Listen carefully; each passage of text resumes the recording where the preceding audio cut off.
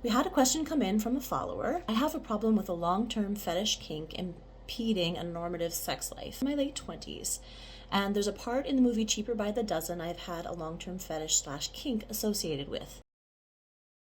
Not entirely sure why this fetish has stuck with me, and I'm also not sure if there really is anything particularly kinky or if there is sexual undertones in this specific movie scene that caused this fixation in me to stick from such a young age. First, I'm hearing that you had a formative sexual experience, right?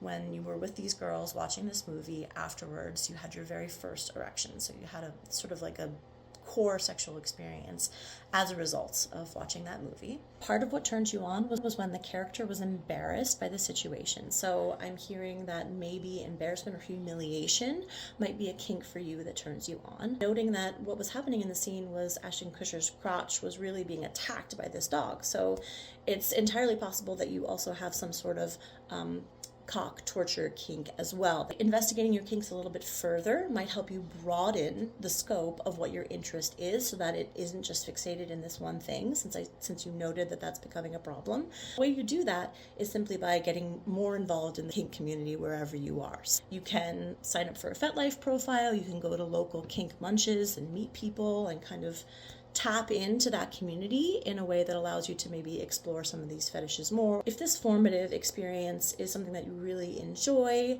and that you really love masturbating to and fantasizing about, that's perfectly okay, right? You can still have that fantasy for yourself. But I'm also hearing you say that it's impeding other sexual experiences that you've been wanting to have. So you have to find a way to kind of expand your scope. So in addition to exploring some of those kinks more, I would recommend that you start to really connect into your body and connect into yourself during your masturbation practices. What I would do is I would set aside maybe 30 minutes, maybe even up to an hour, to do a mindful masturbation practice.